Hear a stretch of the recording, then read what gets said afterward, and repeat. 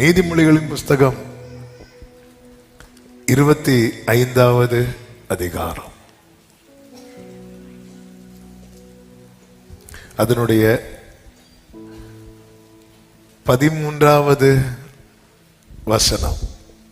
கோடை காலத்தில் உறைந்த மழையின் குளிர்ச்சி எப்படி இருக்கிறதோ, கோடை காலத்தில் உறைந்த மழையின் குளிர்ச்சி எப்படி இருக்கிறதோ அப்படியே உண்மையான ஸ்தானாபதியும் தன்னை அனுப்பினவனுக்கு இருப்பான். அவன் தன் எஜமான்களுடைய ஆத்துமாவை குளிர பண்ணுவான். இன்று பேசும்படி நேற்று இரவுல ஆவியானவர் இந்த வார்த்தையை அப்படியே நினைவுல கொண்டு வந்தார். ஆத்துமாவை குளிர பண்ணுகிறவன். ஆமென். அது எப்படி சொல்லப்பட்டிருக்கிறது பாரு. கோடை காலத்துல உறைந்த மழையின் குளிர்ச்சி நம்ம அதை ஃபீல் பண்ணிட்டு இருக்கிறோம். ஆமென். ஒரு 2 நாளா என்ஜாய் பண்ணிட்டு இருக்கிறோம். ஃபேன் ஸ்பீடெல்லாம் குறைஞ்சிட்டு, ஏசி எல்லாம் ஆஃப் ஆயிட்டு, மடக்கி வைத்திருந்த பெட்ஷீட் எல்லாம் திரும்ப எடுக்கிறாங்க. அவ்வளோ வெயில். அந்த வெயில ஒரு மழை, அதன் குளிர்ச்சி எவ்வளவு சந்தோஷத்தை கொடுக்குது. அப்படியே இந்த பொல்லாப்பு நிறைந்த உலகத்துல, அதாவது தூதர்களுக்கு தேவனை மகிழ்விக்க முடியுமா என்று கேட்டா தெரியாது. ஆனா நீங்க பைபிள் ஃபுல்லா பாத்தீங்கன்னா ஆண்டவர் மகிழும்படியாக யார்கிட்ட தான் எதிர்பார்க்கிறார் அப்படின்னா, தேவனால் ஏற்படுத்தப்பட்ட அவருடையவர்களிடத்துல தான் தேவன் எதிர்பார்க்கிறார். நாம எல்லாருமே நம்முடைய மகிழ்ச்சியை விரும்புறோம். ஆமென். நம்மில் எத்தனை பேர் தேவனை மகிழ பண்ணி இருக்கிறோம்?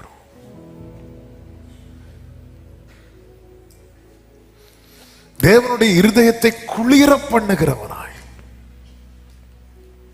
ஒரே ஒரு வாழ்க்கை. எத்தனையோ பேர் சந்தோஷப்படுத்த முயற்சித்து தோல்வியை கண்டு உட்கார்ந்து இருக்கிறோம், ஒண்ணும் தெரியாதது போல. ஆமென். தேவன் நம்ம ஏற்படுத்தி வைத்திருக்கிறதே அப்படித்தான். அதாவது என்னால் அவர் வேதனைப்படுகிறார் என்பதை விட என்னால் அவர் சந்தோஷப்படுகிறார், நான் ஆண்டவருக்கு சந்தோஷத்தை கொடுக்கிறேன் அப்படிங்கிற ஒரு காரியம் என் லைஃப் அதுதான் என் லைஃபோட பெரிய அச்சீவ்மெண்ட். ஆமென். உன் வாழ்வின் லட்சியம் என்ன? ஆமென். ஹல்லேலூயா. என் எஜமானுடைய ஆத்துமாவை குளிர பண்ணணும். கோடை காலத்திலே, சோதோம் என்னும் கோடை காலம் ஆண்டவருக்கு அவ்வளவு தாக்கத்தை, வேதனையை கொடுத்த போது ஆபிரகாம் அவரை குளிர பண்ணினான். நீங்க கொஞ்சம் மரத்தடியிலே சாய்ந்து அப்படிங்கிறார். யாரு? ஆண்டவர் ஆபிரகாம் இல்ல, ஆபிரகாம் ஆண்டவர்கிட்ட கொஞ்சம் சாஞ்சி உட்காருங்க. சிலர் பாருங்க ரொம்ப டயர்ட் ஆயிட்டாங்கன்னா அப்படி ஏதாவது மரத்தடி இருந்தா அதுல தான் உட்கார வைப்பாங்க. கொஞ்சம் வெயிட் பண்ணுங்க, நான் சாப்பாடுலாம் எடுத்துட்டு வரேன், நீ சொன்னபடி செய் அப்படிங்கிறார் ஆண்டவர். அவர் எங்க இருந்து வந்திருக்கிறார் தெரியுமா? அங்கே பசி இல்லை, தியாகம் இல்லை, பசியில் அப்படிப்பட்ட இடத்துல இருந்து இங்க வந்ததும் அவருக்கு பிடிச்சிட்டு தாகம். ஆமா, இங்க இருந்து அங்க போனா பசி இருக்காது, ஆனா அங்கிருந்து இங்க வந்தா பசி. அப்படிப்பட்ட ஒரு செட்டப் தான் நம்ம வாழ்கிற இந்த உலகம். அவ்வளோ வலி. இந்த சோதோம் ஜனம் அவருக்கு அவ்வளவு வேதனை கொடுத்த போது அவர் உண்மையிலே இறங்கினது ஆபிரகாமை விசிட் பண்ண அல்ல, சோதோமை விசாரிக்கிறதுக்கு முன்னாடி ஆபிரகாம் பார்த்திருந்தா கொஞ்சம் ரிலாக்ஸா இருக்கும். ஆமென். ஹல்லேலூயா. சில இடத்துக்கு போறதுக்கு முன்னாடி சிலரை போய் பார்த்துட்டு போனா நமக்கு கொஞ்சம் ஒரு சமாதானமா இருக்கும். ஆனா சிலரை பார்த்தா இருக்கிற சமாதானமும் போயிடும். ஆண்டவர் அப்படி சாராளை விசிட் பண்ணது அதுக்கு இல்லை. சாராளை விசிட் பண்றது பிளஸ் பண்ண. நம்முடைய போக்கஸ் எல்லாம் ஆதியாகமம் 21 தானே தவிர 18 கிடையாது. 21 என்ன? கர்த்தர் சாராளை விசிட் பண்ணினார். அப்போ வாழ்க்கையில கர்த்தர் சொன்னதெல்லாம் செஞ்சார். ஆனா 18ல இன்னொரு விசிட்டேஷன் நடக்குது, இன்னொரு சந்திப்பு உண்டாகிறது. அது எதுக்கு அப்படின்னா அவருக்காக.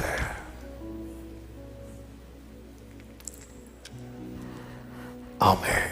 நம்முடைய வாழ்க்கையில உங்களால் மகிழ்ந்த நபர்கள் லிஸ்ட் எடுங்க. அதுல ஆண்டவர் உண்டான்னு முதல்ல பாருங்க.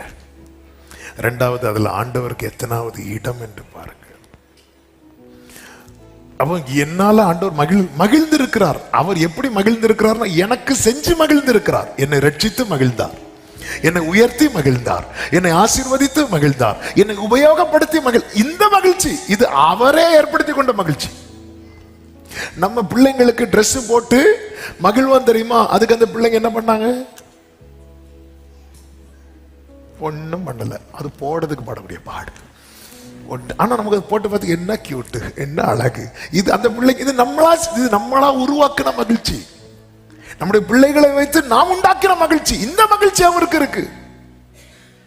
என்னை அழகுபடுத்தி, என்னை அழகுபடுத்தும் தெய்வம் நீங்க தானப்பா, மனசார ஆராதிப்பே. ஹல்லேலூயா. அப்படி அழகுபடுத்தி ரட்சித்து அப்படி பார்த்து செஞ்சு, ஒவ்வொன்றா பார்த்து செஞ்சு அவர் அப்படி மகிழ்கிறார். எனக்கு நன்மை செய்து மகிழ்கிறார். அந்த மகிழ்ச்சி அது அல்ல, நான் அவருக்கு கொடுக்கிற மகிழ்ச்சி. ஆமென். எசாயா 5:7 சொல்லப்பட்டிருக்கிறது, சேனைகளின் கர்த்தருடைய திராட்சை தோட்டம் இஸ்ரவேலின் வம்சமே. இஸ்ரவேலின் வம்சம் என்றால் 12 கோத்திரமும் அங்கே இருக்கிறது. அது நடுவிலே யூதாவை கர்த்தர் எப்படி சொல்லுகிறார் என்றால், அவருடைய மன மகிழ்ச்சியின் நாட்டு. Pleasant plant. இவங்க எல்லாம் என் ஜனம் அப்படின்னு நம்ம எல்லாம் சேர்த்து வச்சுதான் சொல்லுவார். என் ஜனம் அப்படின்னு சேர்த்து வச்சுதான் சொல்லுவார். ஆனா அது நடுவில் ஒரு குறிப்பிட்ட பர்சனை தூக்கிட்டு சொல்லுவார், என் சந்தோஷமே இவன் தான். அவருடைய ஜனமா வந்துட்டோம். இதுக்கு நம்ம என்ன செஞ்சோம்? நம்ம ஒண்ணுமே செய்யல. அவர் முன்குறித்து அழைத்து ஜனமாக்கினார். கிருபையினாலே விசுவாசத்தை கொண்டு நீதிமான்களாக்கப்பட்டோம். இது உங்களால் உண்டானது அல்ல. By birth Reuben, Simeon, Levi, யோசேப்பு இவங்க எல்லாருமே யாருதான்? இஸ்ரவேலர் தான். மீட்கப்பட்ட எல்லாரும் யாருதான்? அவருடைய ஜனம்தான். ஆனால் அவருடைய மனமகிழ்ச்சியின் நாட்டு.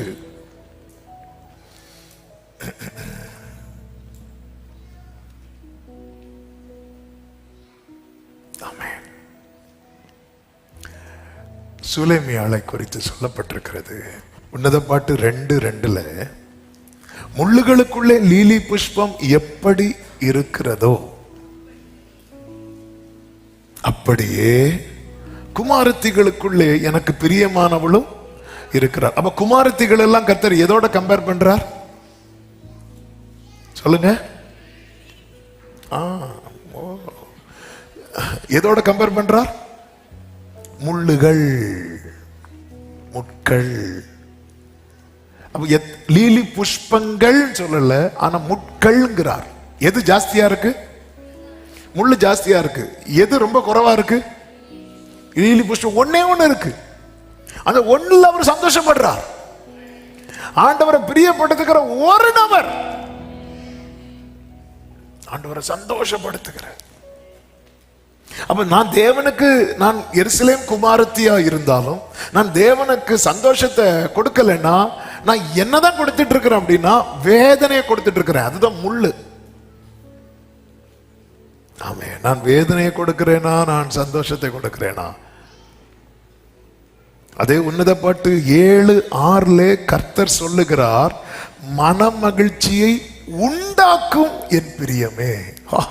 நீ எவ்வளவு அப்ப ஆண்டவர் யாருடைய அழகை வர்ணிக்கிறார்டா, அவளே சொல்ற நான் கருப்பா இருக்கிறேன்.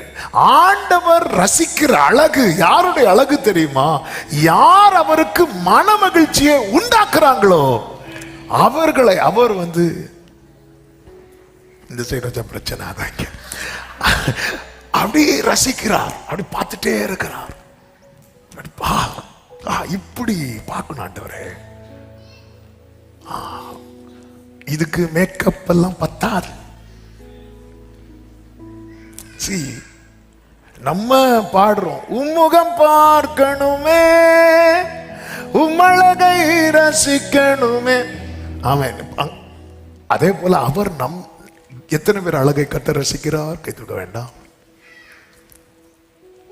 மன மகிழ்ச்சியை உண்டாக்கும் பிரியமே. நீ எவ்வளவு ரூபாய், என்ன அழகு! அப்படி ஆண்டவரே, நாள ஆண்டவரே,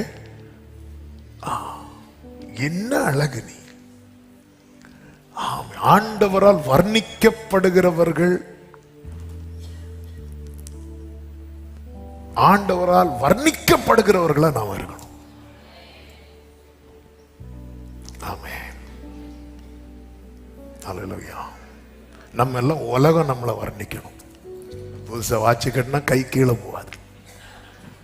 கையில் ஒரு கொடியும் கொடுத்தா ஒலிம்பிக்ல ஃப்ரெண்ட்ல விடலாம்.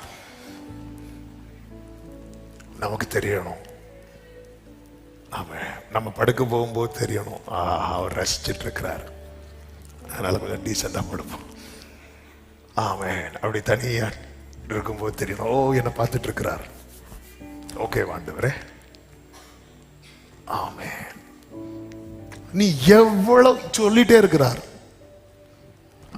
அவ கேட்டாளா, ஆண்டவரே நான் அழகா இருக்கிறான்? இல்ல, கேட்டு சொல்றது இல்ல, இது ஆசையில சொல்றது. ஏன்னா நீ என்ன உண்டாக்கி இருக்கிற தெரியுமா? மன மகிழ்ச்சியை உண்டாக்கி இருக்கிற.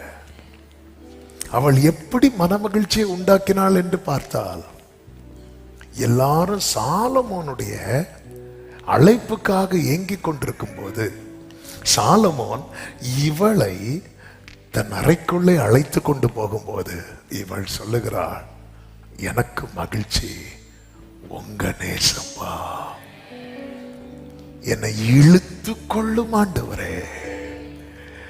அப்பா ராஜா என்ன தூக்கிட்டு போறாருப்பா, எல்லாரும் இனி என்ன மேன்மையா பார்ப்பாங்க, எனக்கு அந்த மேன்மை வேண்டாம்ப்பா, என்னை நீர் இழுத்து கொள்ளும் ஆண்டவரே, நாங்கள் உமக்கு பின்னே, என்னை இழுத்து கொள்ளும், நான் ஓடி வருவேன். இது கரெக்ட் தமிழா? ஓடி வருவோம், இது கரெக்ட் தமிழா? ஐயா, என்னை இழுத்து கொள்ளும், என்னை இழுத்து கொள்ளும், நான் ஓடி வருவேன், இது கரெக்ட் தமிழா? தமிழுக்கு மார்க் எவ்வளோ? நாங்கள் ஓடி வருவோம், இது கரெக்ட் தமிழா? எங்களை இழுத்து கொள்ளும், நாங்கள் ஓடி வருவோம்னா என்னைய குழந்தை கரெக்ட் தானே? என்னை இழுத்து கொள்ளும்னா நான் ஓடி வருவேன், என்னை இழுத்து கொள்ளும் நாங்கள் ஓடி வருவோம்னா தமிழையா பிரச்சனை இல்ல. இவ அங்கதான் மன மகிழ்ச்சியை உண்டாக்குறா. என்ன உண்டாக்குறா? என்ன நீங்க இழுத்துட்டீங்கன்னா தனியா வர மாட்டேன், 4 பேரை தூக்கிட்டு வரவங்க. இதுதான் மன மகிழ்ச்சியை உண்டாக்குறவா. நம்ம தனியா வந்திருக்கிறோம் எருசலேம் குமாரத்திகள். ஆக்சுவலி என்ன செய்திக்குள்ள போகல. இந்த வசனம் எங்க இருக்கு? உன்னத பாட்டு 1-2 வாசிங்க. என்னை இழுத்து கொள்ளும், உமக்கு பின்னே ஓடி வருவோம். என்னை இழுத்து கொள்ளும், உமக்கு பின்னே ஓடி வருவோம்னா என்ன ஒரு, இதுதான் மன மகிழ்ச்சி உண்டாக்குறான். அதாவது என்னை இழுக்கும் போது நான் வந்துட்டேன்னா அவர் சந்தோஷப்படுறாரு. நான் ஒரு 4 பேரை கூட்டிட்டு வரேன்னா நான் அவருக்கு சந்தோஷத்தை உண்டாக்குகிறேன். சுவிசேஷ பாரமொன்றே. அப்போ அவளுக்கு என்ன நிச்சயம்னா, என்ன இழுத்துட்டீங்கன்னா ஆண்டவரே நான் சும்மா வர மாட்டேன்ப்பா, நம்ம வந்துட்டோம் எருசலேம் குமாரத்திகள்.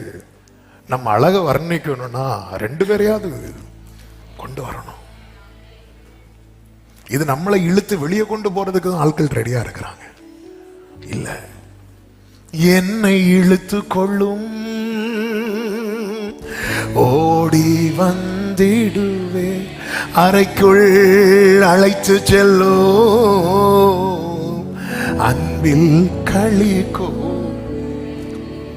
நீங்க படிச்சு கடைசியில விசாரிக்க ஆரம்பிச்சுட்டான், உன் நேசர் அப்படி என்னப்பா ஸ்பெஷல்? ஆமென். அவர் 10,000களில் சிறந்தார். வெண்மையும் சிவப்புமானவர், எல்லா மதுரத்திலும் சுவையானவர், அழகே உருவானவர், என் நேசரே சுவை போல் எவரும் இல்லை, அங்கும் இங்கும் தேடியும் என் நேசரே சுவை போல் எவரும் இல்லை, அவருக்கு இணையாக உலகில் யாரும் இல்லை, அவருக்கு இணை. இவ சொல்றா, உம்முடைய நேசத்தால் நான் சோகமான, எனக்கு மனமகிழ்ச்சி உண்டாக்குற. ஏன்னா அவளுக்கு சோகமே என் நேசத்தை பத்தி மட்டும்தான். ஐயோ, அவங்க என்ன பார்த்து சிரிக்கல, இவங்க என்ன பேசல, இவங்க என்ன மதிக்கல. எருசலேம் குமாரத்திகள், இந்த உலக கவலைய பைபிள்ல கர்த்தர் என்னன்னு சொன்னார் தெரியுமா? முள்ளுள்ள இடத்துல விதை உள்ளது. அந்த முட்களை கர்த்தர் எதை வச்சு சொல்றாரு? உலக கவலைகள். உலக கவலை இவளுக்குள்ள இருந்திருந்தா இவளும் யாரா இருந்திருப்பா தெரியுமா? எருசலேம் குமாரத்திகளை போல முள்ளா இருந்திருப்பா. ஆனா இவளுக்குள்ள உலக கவலை இல்ல, உன்னத கவலை இருக்கு. அதனால இவளை கர்த்தர் முள்ளா பார்க்கல, இவளை கர்த்தர் லீலி புஷ்பமா பார்க்கிறார். உலக நேசத்துக்காக கவலைப்படுற அத்தனை பேருமே அப்பாவுக்கு முள்ளு. ஆமே. இவளுக்கு இருக்கிற ஒரே கவலை, ஐயோ என் தாயின் வீட்டார் என்ன மதிக்கலையே, என்ன தோட்டத்துக்கு வெளியெல்லாம் வச்சாங்க, இதெல்லாம் அவளுக்கு கவலையே கிடையாது. ஐயோ நான் கருப்பா இருக்கிறேனே, இதெல்லாம் கவலையே கிடையாது. ஐயோ ராஜா என்ன எனக்கு ஒரே கவலை, அப்பா உங்க நேசத்தால நான் சுகமா இருக்கிறேன். அவ கதவை திறந்து பார்க்கும்போது நேசர் போயிட்டா, அவ்வளோ வலி அவளுக்கு. அதான் கவலை. ஐயோ போயிட்டாரே, அவர் நிமித்தம் என் உள்ளம் பொங்குது. மன மகிழ்ச்சியை உண்டாக்கும். இந்த தேவ அன்புக்கு ஒருத்தங்க ஏங்குறாங்க தெரியுமா? அந்த ஏக்கமே அவருக்கு மன மகிழ்ச்சியை உண்டாக்குமா? அதாவது என்னால் அவர் மகிழ்ந்துட்டார், அவர் மகிழும்படியான ஒன்று என்னில் வெளிப்பட்டாலே அவர் என் அழகை ரசிக்க ஆரம்பிச்சிட்டார் அர்த்தம். மன மகிழ்ச்சியை உண்டாக்கும் என் பிரியமே, நீ எவ்வளவு ரூபவதி, நீ எவ்வளவு இன்பமானவளோ. ஆமென், ஆமென். அதாவது தேவன் சவுலை ஏற்படுத்தி வைக்க, சவுல் அவருக்கு மனவேதனை கொடுக்கிறார். 1 சாமுவேல் 15:11 பார்த்தீங்கன்னா, நான் சவுலை ராஜாவாக்கினது எனக்கு மனஸ்தாபமா இருக்கிறது அப்படிங்கிறார். அவருக்கு மன வலி ஒருத்தனால வந்ததும் அவர் தேடுறார் பாருங்க. அவருக்கு மன மகிழ்ச்சியை கொடுக்க யாராவது இருக்கிறாங்களா அப்படின்னு என்ன செய்யறாரு? தேடுறார். 15வது அதிகாரத்துல ஒருத்தன் மன வலியை கொடுக்கும் போது 16வது அதிகாரத்துல ஒருத்தரை கண்டுபிடிக்கிறார். அவன் தான் யாரு தெரியுமா? தாவீது. அவர் தேடி தேடி வீட்டிலிருந்து எங்க வர போனார் தெரியுமா? நாட்டுல தேடி பார்த்தார், ஆள் இல்ல. வீட்டுல தேடி பார்த்தார், ஆள் இல்ல. கடைசியில காட்டுல போயிட்டார். ஈசாய் காட்டுல வீட்டுல இருந்தவனை காட்டுல விட்டான். இவர் காட்டுல இருந்தவனை மேய்த்து, கர்த்தரின் மேய்ப்பரார், காட்டுல இருந்தவனை மேய்த்து. அந்த சங்கீதம் எப்படி முடியும் தெரியுமா? சங்கீதம் 23 எப்படி முடியும்?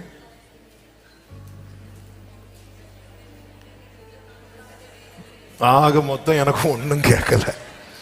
சங்கீதம் 23 எப்படி முடியும் தெரியுமா? நான் கர்த்தருடைய வீட்டிலே.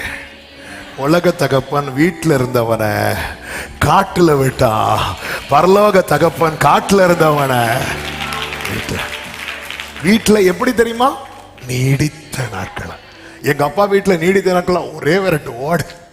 ஆனா இங்க எங்கேயுமே உங்களை கொஞ்ச நேரத்துக்கு மேல வச்சிருக்க மாட்டாங்க. 8:30 மீட்டிங் முடிஞ்சேன்னா 8:45 கொஞ்சம் கொஞ்சமா லைட் ஆஃப் பண்ணுவாங்க. 9 மணிக்கு மேக்சிமம் லைட்டா ஆஃப் பண்ணிடுறாங்க. பார்த்தாலே தெரியும், அவ்வளோதான், வச்சிருக்க மாட்டாங்க. ஆனா ஒருத்தர் மட்டும் தள்ளவே மாட்டா. நான் கர்த்தருடைய வீட்டிலே நீடித்த நாட்களாய். ஹல்லேலூயா, ஆமென் சொல்லுங்க பார்க்கலாம். ஹல்லேலூயா. ஆண்டவர் தேடுறார் பாருங்க. தேடி தேடி தேடி தேடி தேடி தேடி சர்ச்சில் தேடுவார், பாஸ்டர் வீட்டில் தேடுவார், பக்கத்து வீட்டில் தேடுவார். அப்படி தேடு. ஏன்னா அவருக்கு வலிக்குது. அதுக்கு மருந்தா ஒருத்தன் வேணும். அவன் தான் தாவீது. ஆண்டவரே ஆண்டவரே, அவன் எல்லாருக்கும் இளையவன். எனக்கு அது மேட்ரு கிடையாது. எனக்கு சந்தோஷத்தை கொடுக்கிற ஒருத்தன் தேவை. இப்படி தேடுகிற ஆண்டவருக்கு நான் இருக்கிறேன் ஆண்டவரே, நான் இருக்கிறேன் ஆண்டவரே, இப்படி அவைலபிளா இருக்கிற ஒரு பர்சனை தான் ஆத்மாவை குளிர பண்ணுகிறவன். எங்க நம்ம ரிலாக்ஸ் ஆகிறோமோ அங்க கொஞ்ச நேரம் கூட இருக்க விரும்புவோம். அவன் வர்ஷிப்ல என்ஜாய் பண்றவங்க ஐயோ வர்ஷிப் முடிஞ்சிட்டேன்னு ஃபீல் பண்ணுவாங்க. மெசேஜ்ல என்ஜாய் பண்றவங்க ஐயோ டைம் ஆயிட்டே. ஆமே. கடந்த நாள் ஒருத்தர் சொன்னார், பாஸ்டர் நீங்க கிளாக்க பார்க்கும் போதே எங்களுக்கு பக்குன்னு இருக்கும். ஸோ டைம் ஆகுதே டைம் ஆகுதே. சிலர் வாட்சி பார்க்கறது எனக்கு பக்குன்னு இருக்கும். ஐயோ இன்னும் முடிக்க மாட்டேங்கிறானே, முடிக்க மாட்டேங்க. சி, நம்ம எதுல என்ஜாய் பண்றோமோ, எது எது ஆண்டவர் பாருங்க. ஆபிரகாம் வீட்டு விட்டு போக மனசு இல்லாம ஆபிரகாம் தான் வழி அனுப்பி விட போறான். ஆனாலும் ஆண்டவர் அப்படி நிற்கிறார். அப்புறம் ஆபிரகாமே ஒரு டீ குடிச்சிட்டு போலாமா அப்படி பேசுறாரு. வீட்டில் சாப்பிட்டாச்சு, இருந்தாலும் வெளியே போய் டீ குடிக்கும் போது உன்னை எங்க டீ குடிச்சாங்க இல்லை, நான் புரியும்படி சொல்றேன். ஆண்டவரே என்ன ஆபிரகாமே 50 நீதிமான் இருந்தா அவருக்கு அந்த பேச்சை தொடர. உண்மையில ஆபிரகாம் பேசுறது பிடிக்கலன்னா இங்க பாரு, சுத்தி வளைச்சு பேசாத, எதா இருந்தா நேரா சொல்லு. இவன் சுத்தி வளைக்கிறது ஆண்டவருக்கு தெரியும். நீ சுத்து சுத்து. பழைய போன்லாம் சுத்தி தானே பேசுறதே, நம்பரே சுத்தி தான் சுத்து. ஆண்டவர் சொல்லுவார், நான் பழைய ஆளு தானே, சுத்து. ஏன் 50 45 ஸ்பீடா போற? 50 49 48 அப்படி போக வேண்டியது. அப்படி போனாலும் ஆண்டவர் இருந்து அவ்வளோ பெரிய ஆண்டவருக்கு அவசரம் இல்லை. நம்ம ஒரு 1.5 வேலையும் வச்சுட்டு ஆண்டவர் சோதரம் சோதரம் சோதரம் சோதரம் சோதரம் சோதரம் சோதரம் சோதரம் ஆண்டவர் ஐயோ. சிலர் ஜோமன்றதை பார்த்து ஆண்டவரை சொல்லுவார், வேண்டாமா நீ ஜோமனா மாதிரி நான் உன்னை ஆசீர்வதிக்கிறேன். அல்லேலூயா. ஆத்மாவை குளிர பண்ணுகிறவன். ஆண்டவருடைய இருதயம் ஒரு விசை கலங்கினது. யோவான் சுவிசேஷம் 13வது அதிகாரம் 21வது வசனத்துல இயேசு இவைகளை சொன்ன பின்பு ஆவியிலே கலங்கி அப்படிங்கிறார். அந்த கலக்கத்துக்கு காரணம் யாருன்னு தெரியும்? யூதாஸ் கூடவே இருந்தவன். என்ன கடந்த நாள்ல ரொம்ப இப்படி இருக்கணும்னு ஏங்க வைத்த ஒரு வசனம் இது. நல்ல தெரிந்த பகுதி. அவர் ஆவியில் அப்படி உள்ள அப்படி கலங்குது பாருங்க. அப்படி கலங்கும் போது 23வது வசனத்துல சொல்லப்பட்டிருக்கிறது, அந்த சமயத்தில், எந்த சமயத்தில்? அவர் ஆவியில அப்படி கலங்கி பேசுறார் பாருங்க. அந்த சமயத்தில் அவருடைய சீஷரில் இயேசுவுக்கு அன்பா இருந்த ஒருவன் இயேசுவின் மார்பில் சாய்ந்து கொண்டிருந்தான். ஓ ஜீசஸ். அவர் ஆவியில அப்படி கலங்கினதும் அது ஒரு அப்பம் புசித்து அதுல காலெல்லாம் கழுவியாச்சு. ஃபுல் அப்படி சாஞ்சிட்டே இருந்தாரா? இல்ல, காலெல்லாம் கழுவிட்டு வந்தார். அவருக்கு எப்போ ஆவியில கலங்குறாரோ ஓடி போய் சாஞ்சிட்டான். ஆக்சுவலா நம்ம கலங்கும் போதெல்லாம் அவர் வந்து அப்படி நிக்கிறார்ல. நாம் அவர் மார்பில் சாய்வது நம்முடைய சுகத்துக்காக. யோவான் அவர் மார்பில் சாய்ந்தது அவருடைய சுகத்துக்காக.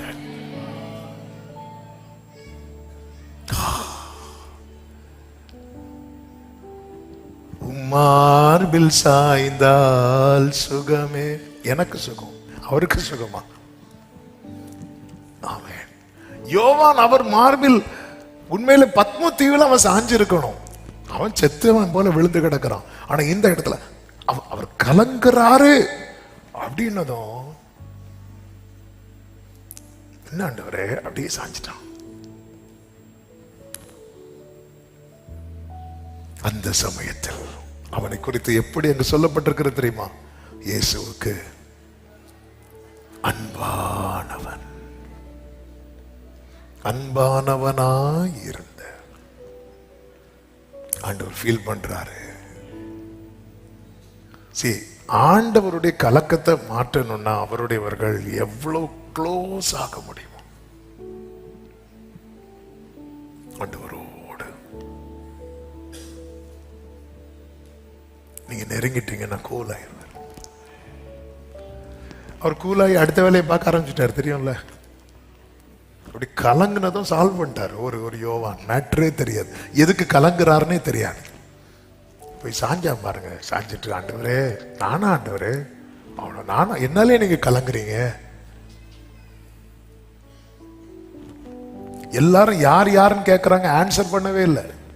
உடனே பேதுரு 24வது வசனத்துல சொல்லப்பட்டிருக்கிறது, யாரை குறித்து சொல்லுகிறார் என்று விசாரிக்கும்படி சீமோன் பேதுரு அவனுக்கு சைகை காட்டினா. நீ கேட்டதான் சொல்லுவாரு. அப்பொழுது அவன் இயேசுவின் மார்பில் சாய்ந்து கொண்டு, அவனுக்கு தெரியும் அந்த கேள்வி வர்றது நல்லது, ஆனா அந்த கேள்வி என்ன அவர் சமூகத்தை விட்டு விலக்கிடக்கூடாது. அப்படி மார்பில் சாய்ந்திருந்தே கேட்கிறான், ஆண்டவரே அவன் யாரு? அப்படி கேட்டதும் இயேசு பிரதியுத்தரம், ஜீசஸ் ஆன்சர்ட். 23வது வசனத்துல எல்லாரும் அவன் கேட்கிறாங்க. 22வது வசனத்துல எல்லாரும் ஒருவரை ஒருவர் நோக்கி யாரை குறித்து எல்லாரும் பார்க்கும்போது ஆண்டவர் ஆன்சர் பண்ணல. ஆனா ஒருத்தர் மார்பில் சாய்ந்திருந்து யாருப்பா அப்படி கேட்டது அவரால் ஆன்சர் பண்ணாம இருக்க முடியல. நான் இந்த துணிக்கையை தோய்த்து எவனுக்கு கொடுப்பேனோ அவன் தான் என்று சொல்லி துணிக்கையை தோய்த்து சீமோன் குமாரன் ஆகிய யூதாஸ் காரியோத்துக்கு கொடுத்தார். அவர் ஆவியில் கலங்கின அந்த சமயத்திலே அவர் மார்பிலே. நம்ம கூட அப்படிதான். நம்ம லோன்லியா ஃபீல் பண்ணும்போது, ரொம்ப சோர்வு போகும்போது, நமக்கு இன்னார்கிட்ட பேசினா நமக்கு ஒரு ஆதரவு, நமக்கு ஒரு ஆறுதல், யாராவது நம்ம கிட்ட பேச மாட்டோம், அப்படி ஒரு தேடல் இருக்கும். பாத்தீங்களா? இந்த தேடல் நேற்று இரவு ஆண்டவர் பேசினது, இந்த தேடல் எனக்கும் இருக்கு அப்படிங்கிறார். அதாவது நம்ம காலத்துல இன்னொருத்தங்க அவரை குளிர பண்றாங்க அப்படிங்கிறது வேண்டாம். அவருடைய தேடல், ஏலியால அவரை குளிர பண்ண முடியல, ஏலியின் பிள்ளைகளால அவர் குளிர பண்ண முடியல, ஆனா சாமுவேலால முடிந்தது. இந்த ராத்திரி வேளையில இஸ்ரவேல் வம்சமே, நீ அவருக்கு மனமகிழ்ச்சி உண்டாகிற யூதாவா எழும்ப மாட்டாயோ, தாவீதா எழும்ப மாட்டாயோ, ஆபிரகாமா எழும்ப மாட்டாயோ, யோவானா எழும்ப மாட்டாயோ? நாம் மகிழும்படி என்னெல்லாம் செய்கிறார் அவர் மகிழும்படி. ஆண்டவர், நான் என்ன ஆண்டவரை செய்யணும்? ஆபிரகாம் அவரோடு பேசுகிறான். தாவீது அவருடைய இருதயத்துக்கு ஏற்றவனாய், அதாவது அவரை ப்ளீஸ் பண்ண என்ன செய்யணுமோ அதை செய்யறான். யோவான் நெருக்கமா அவர் ஃபீல் பண்றார், தெரிஞ்ச உடனே க்ளோஸ் ஆயிட்டான். இந்த யோவானை ரொம்ப ஸ்பெஷலா வச்சிருந்தார். பரலோகத்தின் திறவுகோல் பேதுரு கையில கொடுத்தாலும் சாத்தானுக்கு முடிவு எழுதுகிற பேனாவை கர்த்தர் யோவான் கையில தான் கொடுத்த. நீ எழுதுடா அப்படின்ட்டு. குளிர பண்ணுகிறவன். கண்களை மூடி. ஆண்டவரே, உம்மை பிரியப்படுத்தணும். ஒரே ஒரு வார்த்தை, 2 நிமிஷத்துல ஜெபம் பண்ணி முடிக்க விரும்புறேன். ஆனா ஒரு வார்த்தை, முடிந்தால் முழங்கால் படியிட்டு கண்களை மூடி. நான் முள்ளா உங்களை குத்தக்கூடாது, லீலி புஷ்பமா உங்களை குளிர பண்ணணும். நான் உம்மை குத்துகிறவனாய் அல்ல, உம்மை குளிர பண்ணுகிறவனாய் காணப்பட எனக்கு உதவி செய்யும் ஆண்டவரே, எனக்கு உதவி செய்யும் ஆண்டவரே. நான் அதை விரும்புகிறேன். உண்மையிலே மனசார அப்படி விரும்புகிறேன்னு சொல்றவங்க மட்டும் உங்க வலது கரத்தை உயர்த்தி உங்க இடது கரத்தை இருதயத்தில் வச்சு ஒரு வார்த்தை உண்மையிலே ஜெபம் பண்ணுங்க பார்க்கலாம்.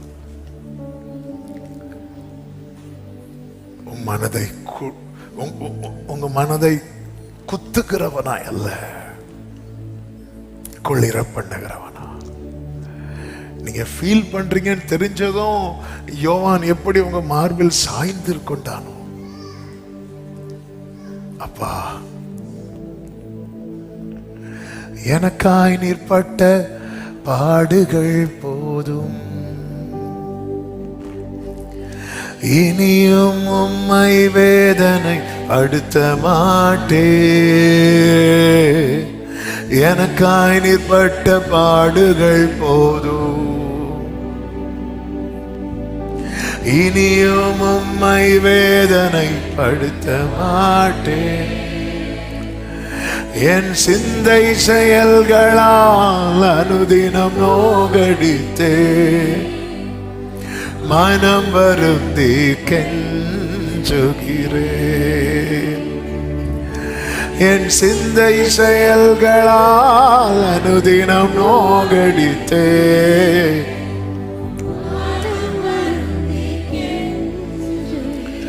ஆமே. நான் வாழும் நாள் ஒரு நாளானாலும் உமக்காகத்தான், உமக்காகத்தான் இயேசுவே, உமக்காகத்தான் என் ஜீவன் மரணம் எல்லாம் உந்தன். அப்பா, உங்க இருதயத்தை குளிர பண்ணணும், உங்க இருதயத்தை குளிர பண்ணணும் ஆண்டவரே. நான் வாழும் நாள், நான் வாழும் நாள் உம்மை குத்துகிறவனாய் அல்ல,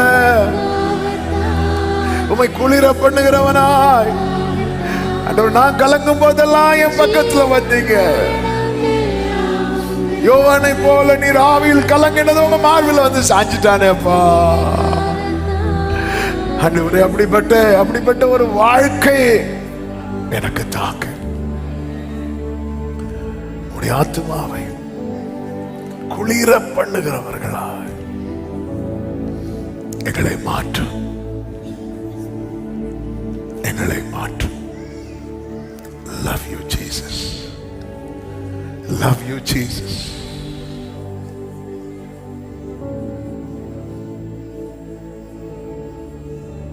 நன்றி அப்பா,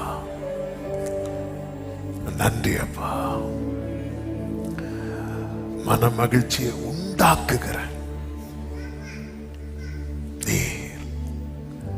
நீர் பார்த்து சந்தோஷப்படணும். நாங்க இருக்கிறோம் ஆண்டவரே, அர்ப்பணிக்கிறோம்.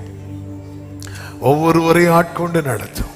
இந்த வார்த்தைகள் உடைய பிள்ளைகளுக்குள்ளே பேசிக்கொண்டே இருப்பதாக. மகிமை அனைத்தும் ஒருவருக்கு செலுத்துகிறோம். இரட்சகர் இயேசுவின் நாமத்தில் பிதாவே, ஆமென். என் ஆத்துமாவே கர்த்தரை ஸ்தோத்திரி, முழுவதுமே அவருடைய பரிசு நாமத்தை ஸ்தோத்திரி. என் ஆத்துமாவே கர்த்தரை ஸ்தோத்திரி, கர்த்தர் செய்த சகல உபகாரங்களை மறவாதே. ஆமென். ஹல்லேலூயா. God bless you. கர்த்தர் உங்களை ஆசீர்வதிப்பாராக. ஆமென்.